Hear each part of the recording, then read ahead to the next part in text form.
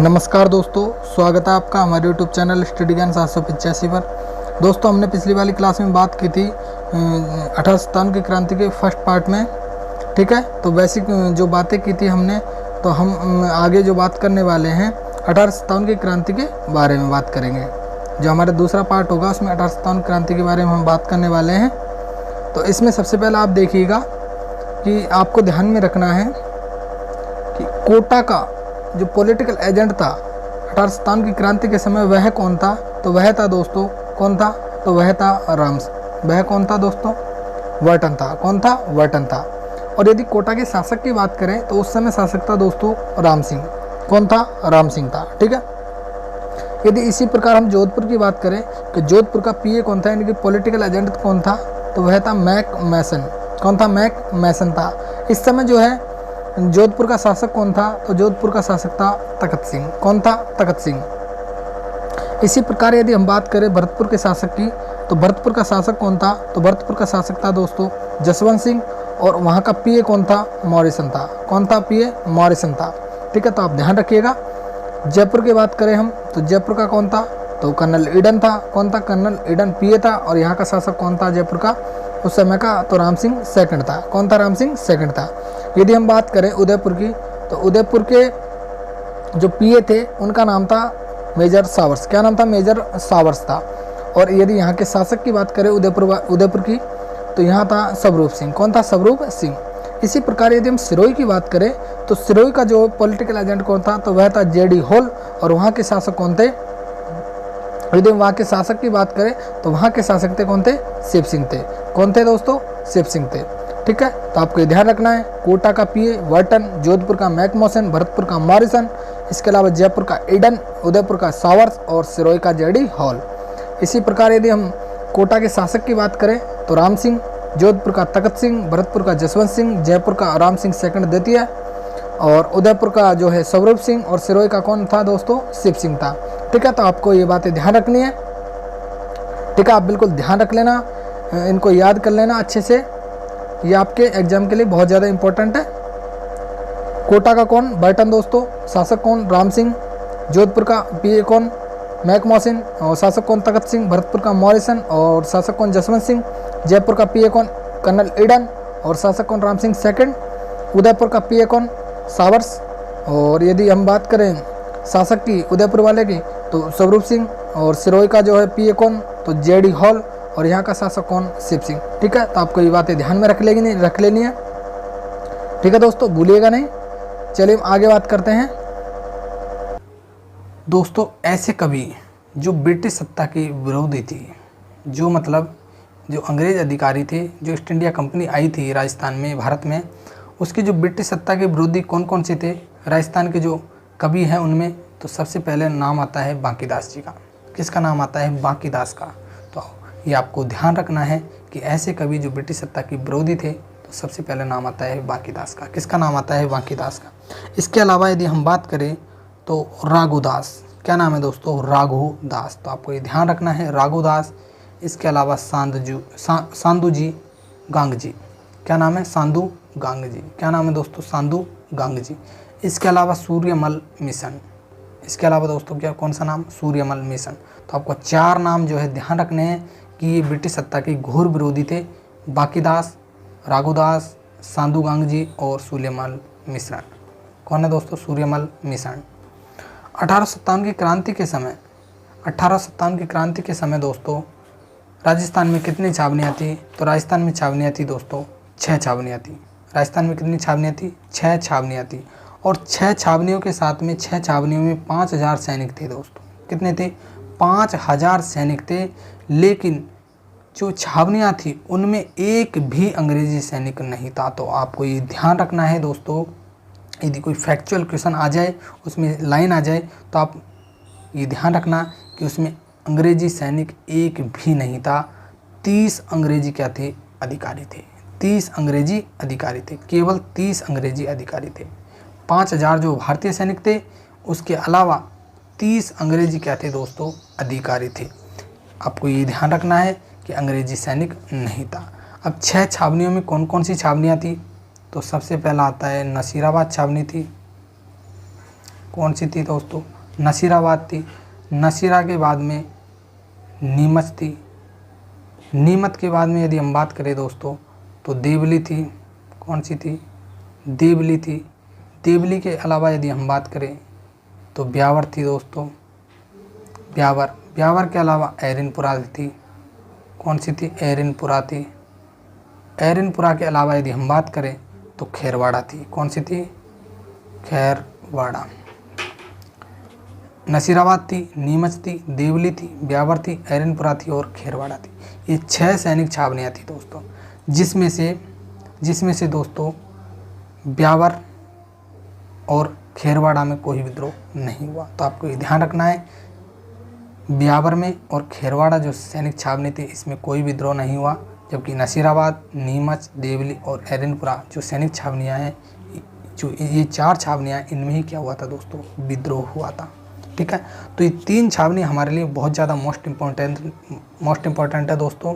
एक तो हमारी आती है नसीराबाद छावनी, एक आती है नीमच छावनी और एक आती है एरनपुरा छावनी। तो ये 3 छावनियाँ हमारे लिए एग्ज़ाम के लिए, exam of point of view से बहुत ज़्यादा इम्पोर्टेंट है। तो हम बात करेंगे आगे। ठीक है, चलिए हम बात करते हैं दोस्तों। नेक्स्ट हम बात करें दोस्तों नसीराबाद क्रांति कि नसीराबाद क्रांति कैसे हुई, कहाँ से इसकी शुरुआत हुई। ठीक है, नेतृत्वकर्ता कौन कौन थे, तो हम सब की बात करेंगे दोस्तों। ठीक है, तो इसके जो नेतृत्वकर्ता आते हैं दोस्तों, जिनका नाम है, नेतृत्व किसने किया दोस्तों नसीराबाद का? तो नसीराबाद का जो नेतृत्व करते हैं उनका नाम है बख्तावर सिंह। क्या नाम है दोस्तों? बख्तावर सिंह। तो आप ये ध्यान रखिएगा, जो नसीराबाद जो क्रांति है उसका जो है नेतृत्वकर्ता कौन है, तो वो है बख्तावर सिंह। कौन है? बख्तावर सिंह। दोस्तों राजस्थान में क्रांति का सूत्रपात जो कहाँ से होता है, तो वो होता है नसीराबाद छावनी से। कहाँ होता है? नसीराबाद छावनी से होता है। नसीराबाद छावनी में यदि हम देखें तो 15वीं और 30वीं क्या थी दोस्तों? बंगाल नेटिव इन्फेंट्री थी। इसके अलावा भारतीय तोपखाने की सैनिक टुकड़ी थी। इसके अलावा पहली बम्बई लांसर के सैनिक विद्यमान थे। तो आपको ये ध्यान रखना है, 15वीं 30वीं बंगाल नेटिव इन्फेंट्री थी, भारतीय तोपखाने की कुछ सैनिक टुकड़ी थी, उसके अलावा पहली बम्बई लांसर्स के सैनिक भी विद्यमान थे। ठीक है, तो इसमें 3-4 प्रकार के सैनिक विद्यमान थे, 15वीं और 30वीं नेटिव इन्फेंट्री के, और भारतीय तोपखाने की सैनिक टुकड़ी थी। इसके अलावा बम्बई लांसर्स के सैनिक भी इसमें विद्यमान थे। तो आपको ये ध्यान रखना है दोस्तों। यदि हम देखें जो इसकी शुरुआत है, वो नसीराबाद क्रांति की शुरुआत कब होती है, तो 28 मई 1857 से होती है। 28 मई 1857 को 15वीं बटालियन ने अधिकार कर लिया। 15वीं बटालियन ने क्या कर लिया दोस्तों? अधिकार कर लिया।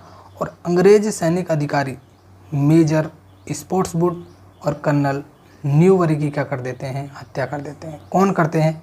तो ये 15वीं बटालियन करती है। अंग्रेज अधिकारी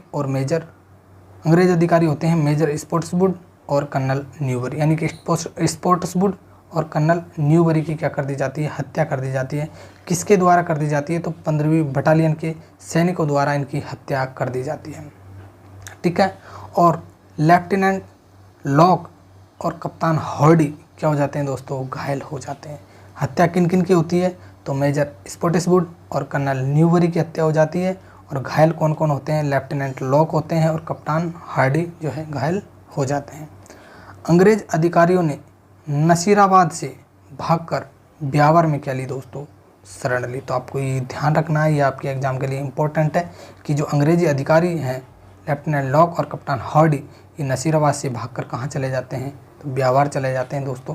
ये अभी जो दोस्तों 2019-20 में जो पटवारी की एग्ज़ाम हुई है उसमें ये क्वेश्चन पूछा गया है दोस्तों, तो आप इसको ध्यान में रखिएगा। सैनिकों ने अविलंब दिल्ली की ओर प्रस्थान किया। ठीक है दोस्तों, विलंब न करते हुए, देर न करते हुए दिल्ली की ओर प्रस्थान कर जाते हैं और 18 जून 1857 को दिल्ली पहुंच गए। ठीक है दोस्तों, कब पहुंच जाते हैं दिल्ली? तो 18 जून 1857 को वो दिल्ली पहुंच जाते हैं। ठीक है, तो आपको ये चीज़ें ध्यान रखनी है। ओके दोस्तों, ठीक है दोस्तों। यदि मैं आपको एक चीज़ और बताऊं कि नसीराबाद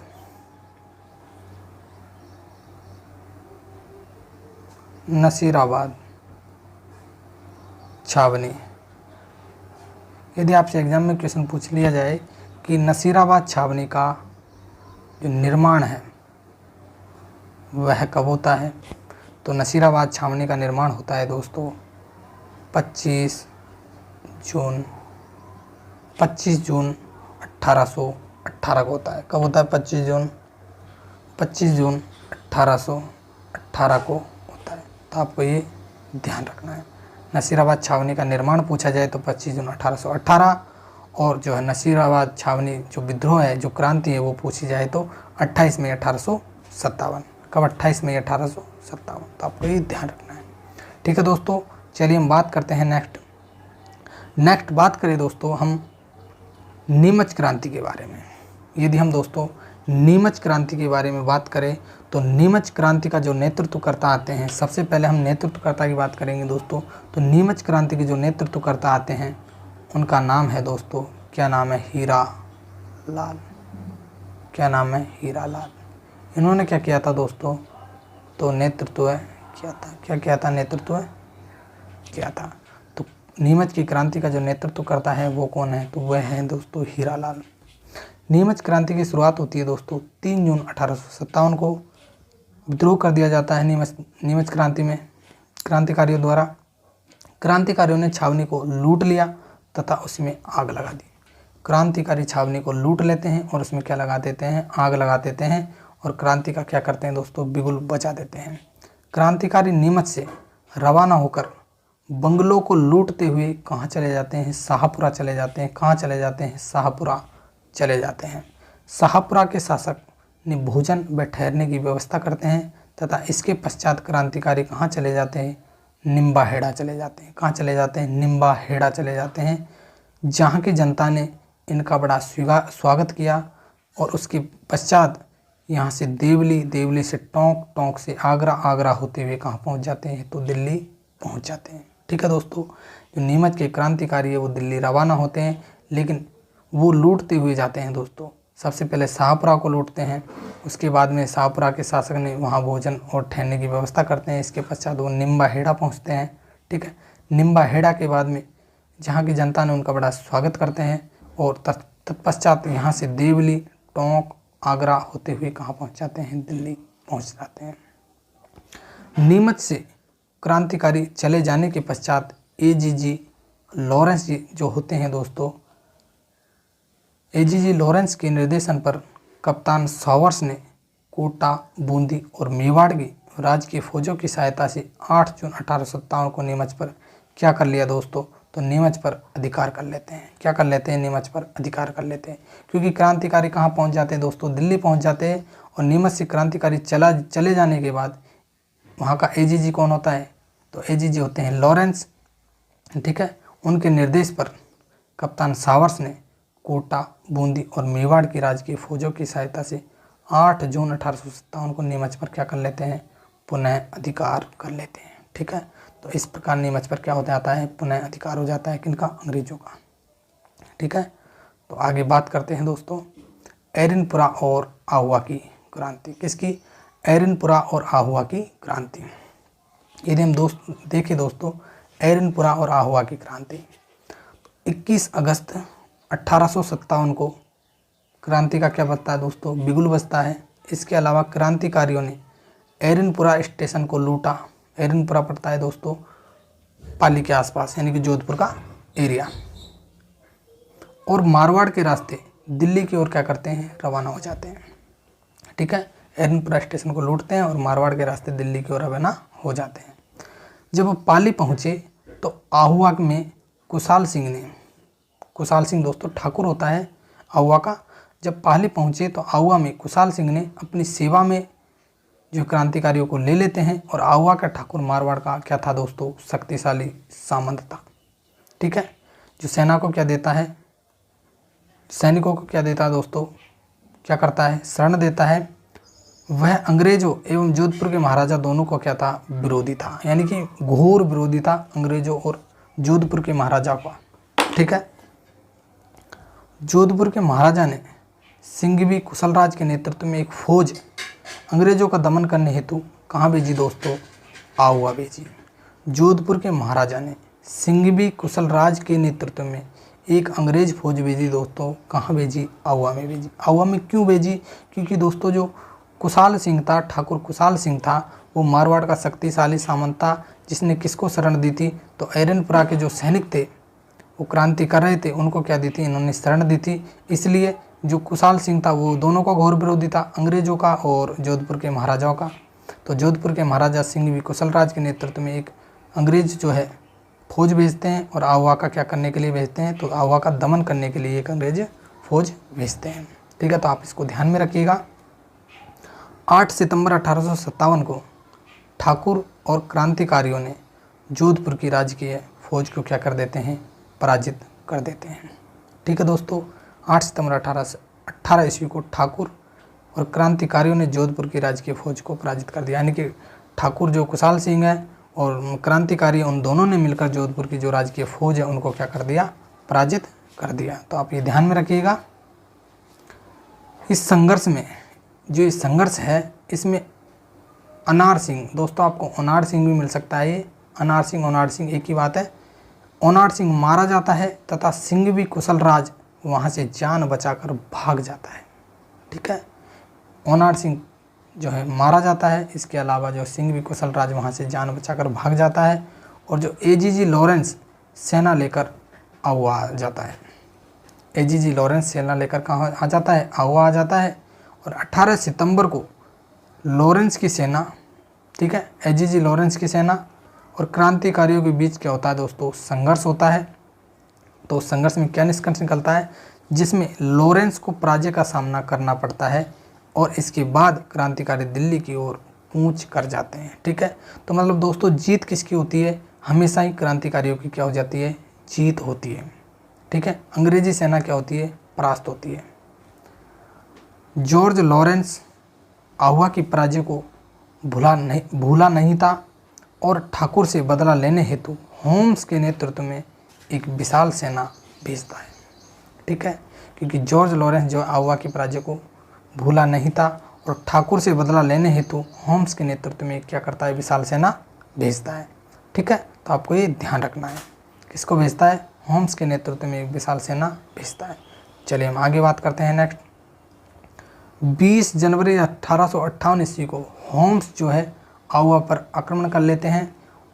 ठीक है, होम्स के द्वारा आहुआ पर आक्रमण कर लिया जाता है और दोनों सेनाओं के बीच भीषण संघर्ष होता है और इस संघर्ष के दौरान ठाकुर कुशाल सिंह आहुआ के किले को छोड़कर कहाँ जाते हैं, सलुम्बर आ जाते हैं। कहाँ जाते हैं, सलुम्बर आ जाते हैं। कहाँ जाते हैं दोस्तों, कुशाल सिंह सलुम्बर आ जाते हैं, क्योंकि आहुआ को जीत किसने लिया, तो होम्स ने जीत लिया। ठीक है, और जो कुशाल सिंह कहाँ जाते हैं, सलुम्बर आ जाते हैं और उनके जाते ही ब्रिटिश फौजों ने आहुआ के किले पर क्या कर लिया, अधिकार कर लिया और अंग्रेज़ों के बदले की भावना इतनी प्रबल थी कि उन्होंने पूरे गांव को बुरी तरह से लूटा तथा आहुआ के किलों को बारूद से उड़ा दिया। इतना ही नहीं, उन्होंने मूर्तियों, मंदिरों को नष्ट कर दिया तथा वहां के निवासियों पर भीषण अत्याचार भी किए। तो ठीक है दोस्तों, होम्स ने क्या क्या किया, तो होम्स ने ये सारी चीज़ें की। अंग्रेज़ों के बदले की भावना इतनी प्रबल थी कि उन्होंने पूरे गांव को बुरी तरह लूट लिया। उसके अलावा आहुआ के किले को बारूद से उड़ा दिया और मूर्ति मंदिरों को नष्ट कर देते हैं और वहाँ के निवासियों पर क्या करते हैं, भीषण अत्याचार करते हैं। ठीक है, और कुशाल सिंह कहाँ चले जाते हैं, आहुआ को छोड़कर, तो कुशाल सिंह चले जाते हैं सलुम्बर चले जाते हैं। कहाँ चले जाते हैं, सलुम्बर चले जाते हैं। तो ये आपको ध्यान रखना है। ठीक है दोस्तों, तो ये हमने जो सारी बात की 1857 क्रांति, दोस्तों हम नेक्स्ट पार्ट आपके लिए लेके आएंगे। तो नेक्स्ट पार्ट में हम और भी सारी चीज़ें जानेंगे। ठीक है, तो आज के लिए इतना ही। यदि वीडियो अच्छी लगी हो दोस्तों तो इस वीडियो को लाइक ज़रूर करिएगा और बने रहिए दोस्तों इसी प्रकार हमारे साथ, और आपके लिए हम बेस्ट से बेस्ट कंटेंट लेके आएंगे। ठीक है, जिससे कि आपका एक भी क्वेश्चन आने वाली एग्ज़ाम में नहीं छूटे। और ये रीट के लिए तो सफिशिएंट है दोस्तों, आपको और कुछ पढ़ने की आवश्यकता बिल्कुल भी नहीं है। यहाँ से आपका एक भी क्वेश्चन गलत नहीं होगा, ठीक है। तो आई होप दोस्तों ये वीडियो आपको पसंद आई होगी। यदि पसंद आई तो वीडियो को लाइक ज़रूर करिएगा, ठीक है। चलिए मिलते हैं नेक्स्ट वीडियो में, जब तक के लिए थैंक यू, गुड बाय, जय हिंद, जय भारत।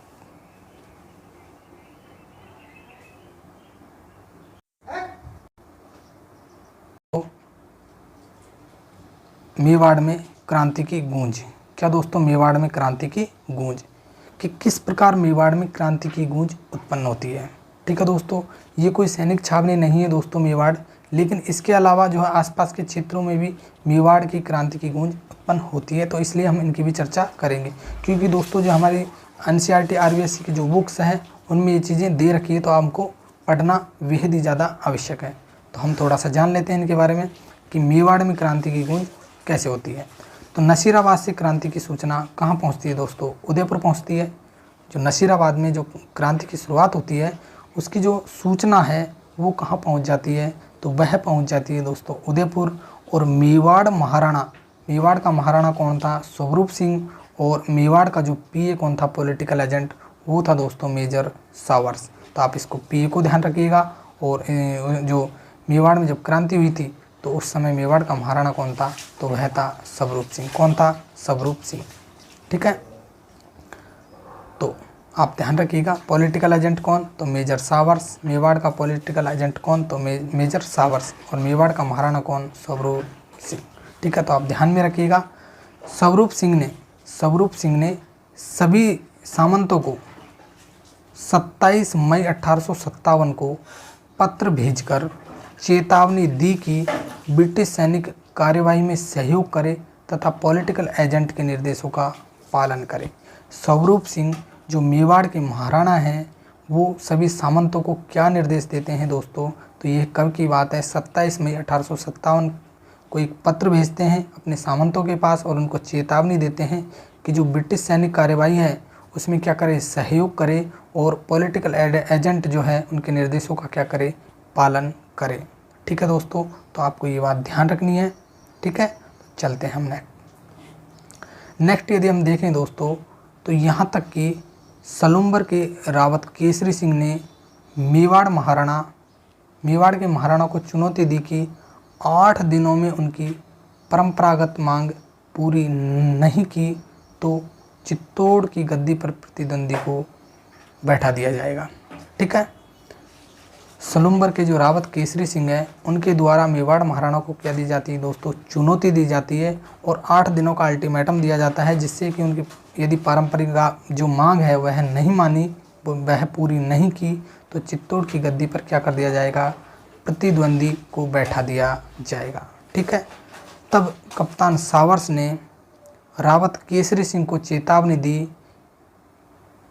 यदि उसने महाराणा के विरुद्ध किसी भी कार्रवाई में भाग लिया तो उसकी जागीर से अपदस्थ कर राजपूताने से निष्कासित कर दिया जाएगा। इस धमकी से रावत केसरी सिंह क्या हो गए, शांत हो गए। तो आपको थोड़ी सी चर्चा ये भी ध्यान रखनी है दोस्तों कि रावत केसरी सिंह कहाँ के थे, तो वो थे सलुम्बर के। सलुम्बर कहाँ पड़ता है, तो ये दोस्तों उदयपुर में पड़ता है, ठीक है। आपको ये भी ध्यान रखना है, ठीक है। तो देखिए दोस्तों, रावत केसरी सिंह का साहस देखिए कि कप्तान सावर्स ने रावत केसरी सिंह को चेतावनी दी कि उसने महाराणा के विरुद्ध किसी कार्रवाई में भाग लिया तो उसकी जागीर से अपदस्थ कर दिया जाएगा, यानी कि उसको निष्कासित कर दिया जाएगा, और राजपूताने से निष्कासित करके कर दिया जाएगा। इस धमकी से जो है रावत केसरी सिंह क्या हो जाते हैं दोस्तों, शांत हो जाते हैं, ठीक है दोस्तों। तो आपको ये ध्यान रखना है। चलिए हम नेक्स्ट बात करें दोस्तों, कोटा में क्रांति। तो कोटा में क्रांति किस प्रकार होती है, तो दोस्तों यदि आपसे एग्जाम में क्वेश्चन पूछा जाए कि जन विद्रोह कहाँ हुआ था, कि जन विद्रोह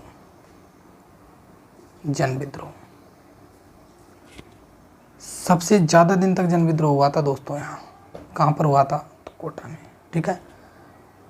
कोटा में जब क्रांति हुई थी तो उस समय वहाँ का मेहराब कौन था, यानी कि राजा कौन था, तो वह था राम सिंह सेकंड। और यहाँ का PA कौन था, यानी कि पॉलिटिकल एजेंट कौन था, मेजर बर्टन। कौन था, मेजर बर्टन। दोस्तों हमने नेक्स्ट क्लास में बात की थी हमने कि मेवाड़ में जो PA कौन था, तो मेजर सावर्स था, और यहाँ पर कौन है दोस्तों, मेजर बर्टन है। तो आपको ये ध्यान रखना है, यहाँ का पीए कौन, मेजर बर्टन। मेवाड़ का कौन, मेजर सावर्स। और कोटा का कौन, बटन। कोटा का कौन, बटन।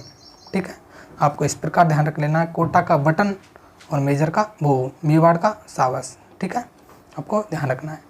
दोस्तों कोटा में क्रांति की शुरुआत 15 अक्टूबर कब होती है, 1857 को। कब होती है, 15 अक्टूबर 1857 को कोटा में जो है क्रांति की शुरुआत होती है। और जो कोटा में जो क्रांतिकारी होते हैं दोस्तों, उनका नाम क्या होता है, तो जयदयाल का, ठीक है, जयदयाल होता है दोस्तों, रतनलाल और जियालाल। तो आपको ये ध्यान रखना है। तो यहाँ के क्रांतिकारी जयदयाल, रतनलाल और जियालाल थे। क्रांतिकारियों ने मेजर बर्टन और उनके 2 पुत्र की क्या कर देते हैं दोस्तों, हत्या कर देते हैं। मेजर बर्टन होते हैं और उनके 2 पुत्र होते हैं, उनकी क्या कर देते हैं, हत्या कर देते हैं। कौन कर देते हैं, तो वो कर देते हैं क्रांतिकारी। ठीक है, मेहराब अपने महलों में कैद हो गए। मेहराब क्या हो गए, अपने महलों में कैद हो गए।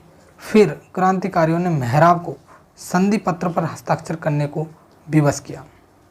मेहराब को संधि पर हस्ताक्षर करने को क्या किया जाता है दोस्तों, विवश किया जाता है, क्योंकि मेहराब क्या है, अपने महलों में क्या हो जाते हैं, कैद हो गए। ठीक है, जो मेहराब है कौन, राम सिंह सेकंड, वो अपने महलों में कैद कर लिए जाते हैं, मतलब कैद हो जाते हैं। और फिर क्रांतिकारियों ने जो है मेहराब को संधि पत्र पर हस्ताक्षर करने को क्या कर देते हैं, विवश कर देते हैं। और इस संधि पत्र में दोस्तों 9 शर्तें रखी जाती है। इस संधि पत्र में कितनी शर्तें रखी जाती है, तो 9 शर्तें रखी जाती है क्रांतिकारियों के द्वारा। जो है राम सिंह सेकंड से कितनी शर्तें रखी जाती है, तो 9 शर्तें रखी जाती है। मेहराब को तब तक विवश होना पड़ता है जब तक कि करौली से सैनिक सहायता प्राप्त नहीं हो गई। मेहराब जो है राम सिंह सेकंड यानी कि कोटा के जो शासक है, वो तब तक विवश होते हैं जब तक कि उनको करौली से सैनिक सहायता प्राप्त नहीं हो गई। तब तक ये क्या करते हैं दोस्तों, विवश हो जाते हैं। किन से विवश हो जाते हैं, तो ये विवश हो जाते हैं क्रांतिकारियों से।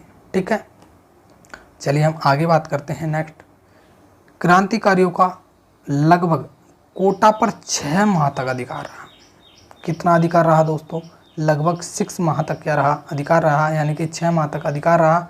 यह स्थिति तब तक बनी रही जब मेजर H.C. रॉबर्ट नसीराबाद से 5500 सैनिक लेकर 22 मार्च 1858 को चंबल के किनारे पहुंचा। ठीक है, यह स्थिति कब तक रही दोस्तों, कि क्रांतिकारियों का अधिकार कब तक रहा कोटा पर, यह स्थिति जब तक रही कि जब मेजर H.C. रॉबर्ट्स नसीराबाद यानी कि अजमेर से 5500 सैनिक लेकर 22 मार्च 1858 को चंबल के किनारे पहुंचा। उसने तोपों से क्रांतिकारियों पर धुआंधार गोले बरसाए और उन्हें कोटा से बाहर भगाने पर विवश कर दिया। और जयदयाल क्या कर लिया जाता है दोस्तों, जयदयाल को गिरफ्तार करके तोप से उड़ा दिया जाता है।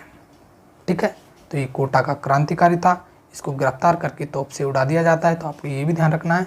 ठीक है, किसने धुआंधार गोली बरसाई, तो H.C. रॉबर्ट्स की जो सेना थी उसने क्या बरसाई, जो कोटा के क्रांतिकारी थे उन पर धुआंधार गोली बरसाई और उनको भागने से विवश कर दिया। तो आपको ये ध्यान रखना है। पहली बात तो यही ध्यान रखनी है कि क्रांतिकारियों का लगभग कोटा पर कितना अधिकार रहा, तो 6 माह तक अधिकार रहा। इसके अलावा जयदयाल को गिरफ्तार करके तोपों से उड़ा दिया जाता है। और जो अजमेर से H.C. रॉबर्ट आते हैं सेना लेकर और क्रांतिकारियों पर क्या बरसाते हैं, धुआंधार गोले बरसाते हैं। तो आपको ये चीज़ें ध्यान रखनी है। ठीक है, चलिए आगे चलते हैं।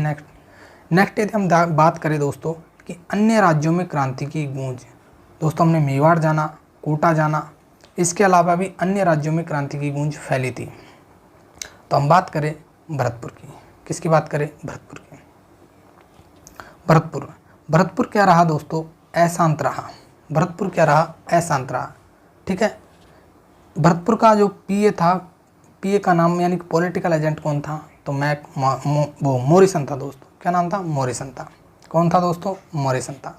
भरतपुर का जो पॉलिटिकल एजेंट था उसका नाम क्या था, मॉरिसन। तो आपको ये भी ध्यान रखना है। ठीक है, क्या नाम था, मेवाड़ का मेजर सावर्स। यदि आपसे पूछे कोटा का तो मेजर बर्टन। यदि भरतपुर का पूछे तो भरतपुर का पॉलिटिकल एजेंट पूछे तो वो क्या नाम है दोस्तों, मॉरिसन है। क्या नाम है, मॉरिसन है। ठीक है, भरतपुर।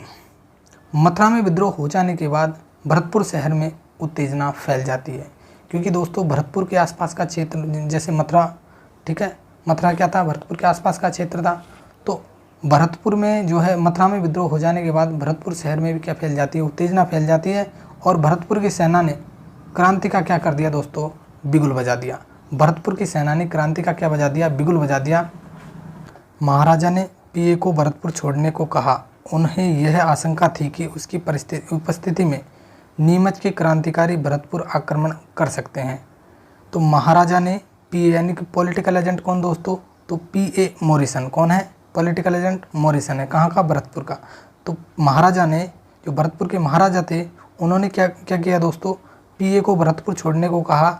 उन्हें यह आशंका थी कि उनकी उपस्थिति में नीमच के क्रांतिकारी भरतपुर आक्रमण कर सकते हैं। ठीक है दोस्तों, क्योंकि नीमच की क्रांति जो है भरतपुर पर आक्रमण इसलिए कर सकते थे क्योंकि जो उनकी सेना है वो दिल्ली जा रही थी। तो किस रास्ते से जा रही थी, तो ये भरतपुर वाले रास्ते से ही जा रही थी।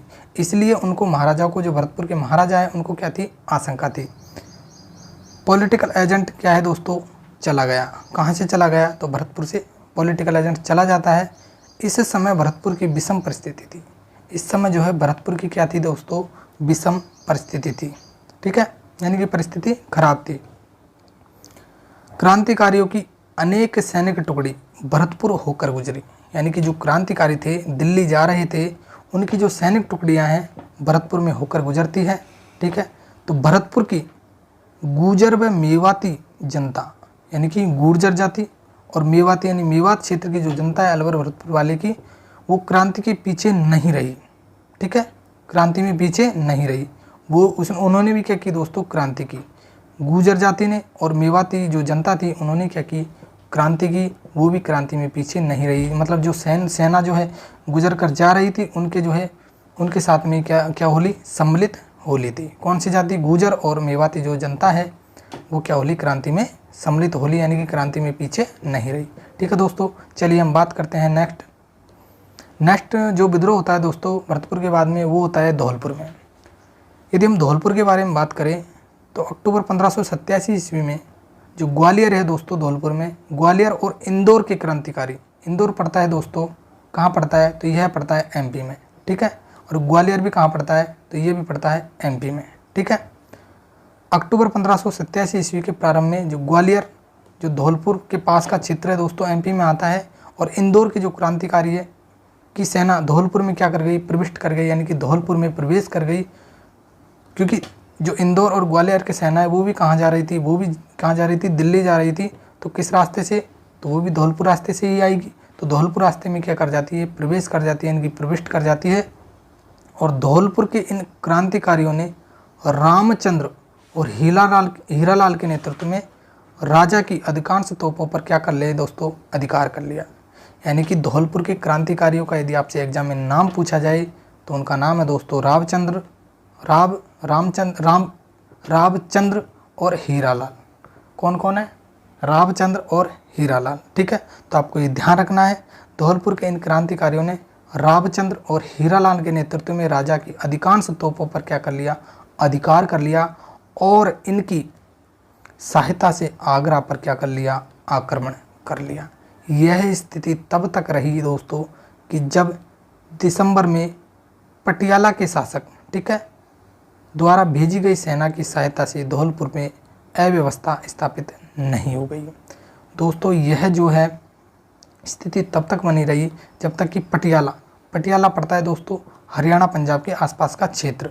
ठीक है, तो उनके द्वारा जो सेना भेजी गई उसने क्या की दोस्तों, धौलपुर में व्यवस्था को संभाला। जब जाकर ये जो व्यवस्था है वो संभली। ठीक है, तो आपको ये ध्यान रखना है कि धौलपुर में यदि क्रांतिकारी का नेतृत्व पूछे कि नेतृत्वकर्ता कौन है, तो वो है रामचंद्र और एक है हीरालाल। ठीक है दोस्तों, और जो है ग्वालियर और इंदौर के क्रांतिकारी क्या हो गई, धौलपुर जो क्रांतिकारी है उनके साथ में प्रविष्ट हो गए, और आपको ये भी ध्यान रखना है। ठीक है दोस्तों, चलिए आगे चलते हैं।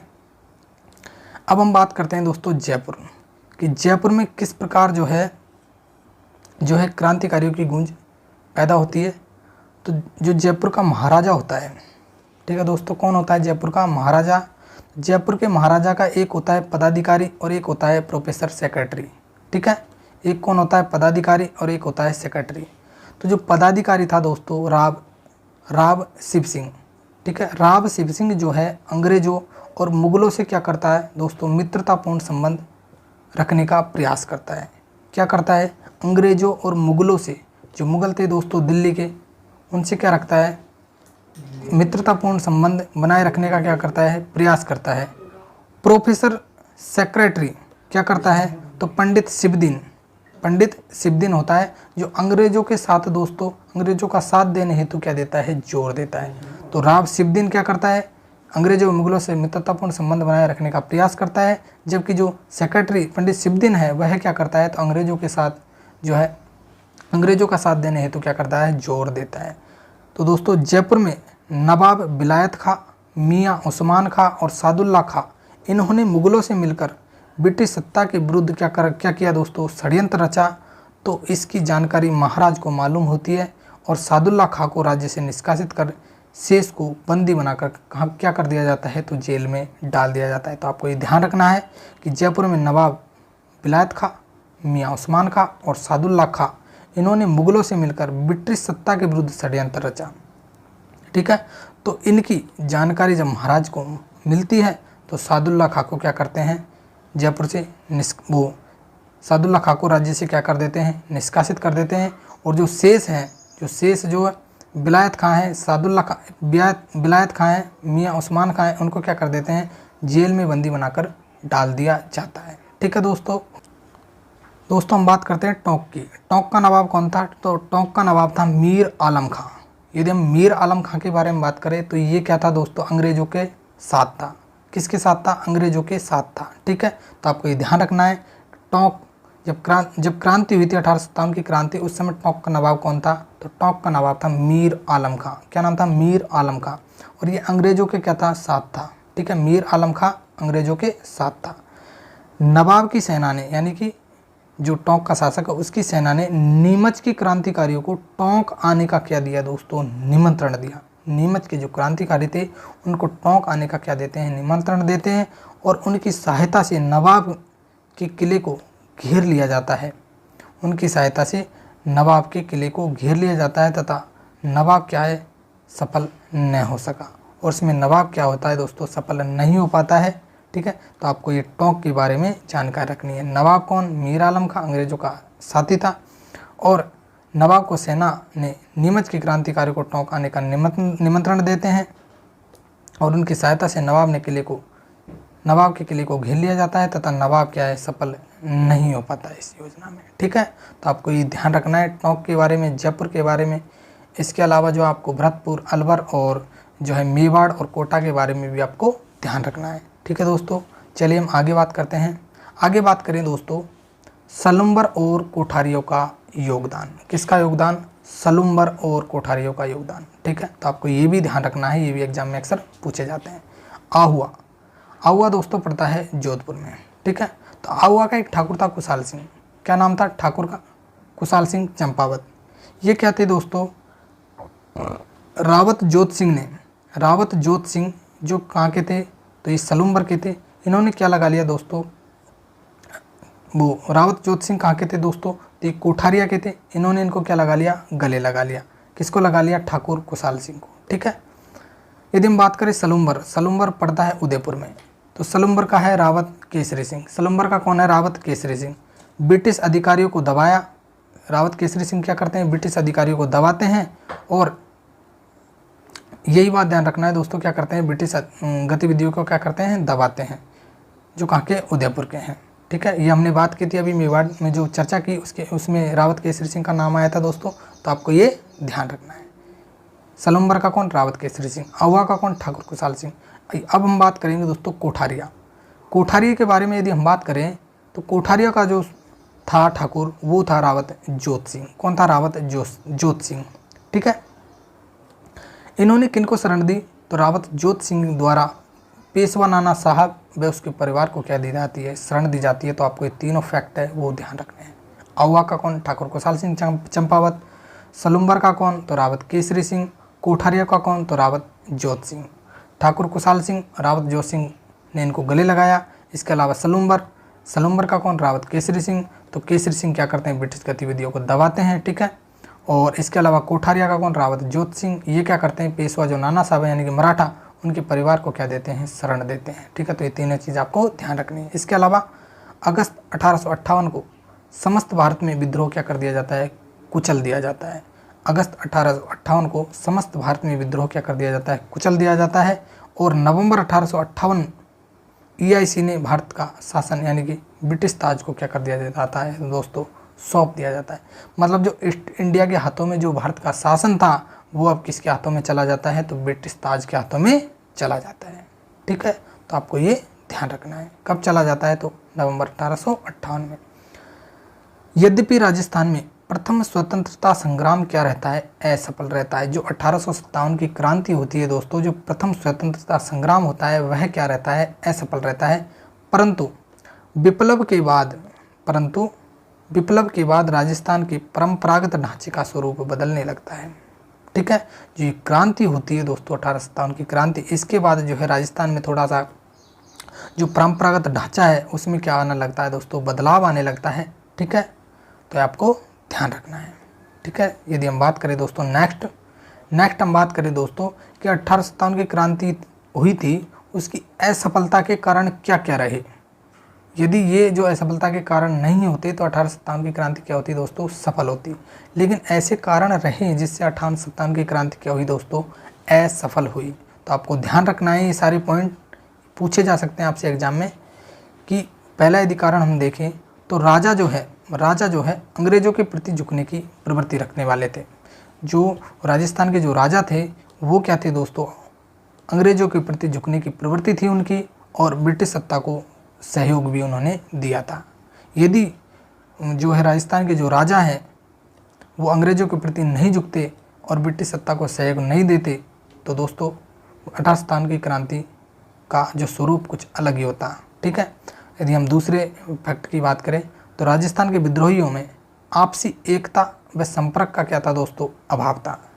ठीक है, राजस्थान के विद्रोहियों में आपसी एकता नहीं थी और संपर्क का भी क्या था दोस्तों, अभाव था।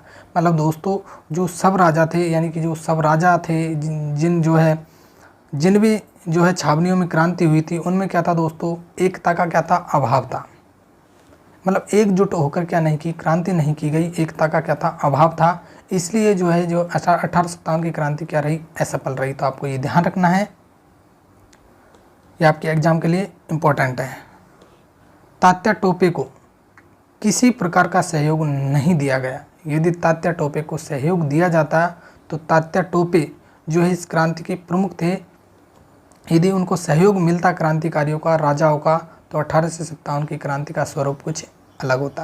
तो ये भी दोस्तों इसका जो है असफलता का कारण है कि तात्या टोपे को जो है सहयोग नहीं मिल पाना। इसके अलावा जो 18 रियासत थी दोस्तों उनमें क्या था, संगठन और एकता का अभाव था। जो 18 रियासत थी दोस्तों एक साथ संगठित नहीं थी, सब रियासत अपनी मनमानी करने पर तुली हुई थी, इसलिए जो 1857 की क्रांति क्या हुई, विफल हुई। तो ये भी एक कारण है। इसके अलावा यदि हम पांचवा फैक्ट देखें तो राजस्थान में जो हथियारों की कमी थी, इसके अलावा अशिक्षित क्रांतिकारी, मतलब दोस्तों जो क्रांतिकारी थे वो शिक्षित नहीं थे। इसके अलावा धन की कमी थी, रसद की कमी थी, यानी कि जो खाने पीने की रसद जो सामग्री है उसकी कमी थी, धन की कमी थी, अशिक्षित क्रांतिकारी थे। ठीक है, इसके अलावा हथियारों की कमी होने के कारण भी क्या रही दोस्तों, 1857 की क्रांति असफल रही। ठीक है दोस्तों, तो आपको ये चीज़ें ध्यान रखनी है, पांचों फैक्ट आपको ध्यान रखने हैं। ठीक है, तो आई होप दोस्तों ये वीडियो आपको बहुत ज़्यादा पसंद आई है। यदि वीडियो पसंद आए तो वीडियो को लाइक ज़रूर कीजिए, अपने दोस्तों में शेयर कीजिए। ठीक है, चलिए दोस्तों हम कल मिलते हैं हमारी नेक्स्ट वीडियो में। जब तक के लिए थैंक यू, गुड बाय, जय हिंद, जय भारत।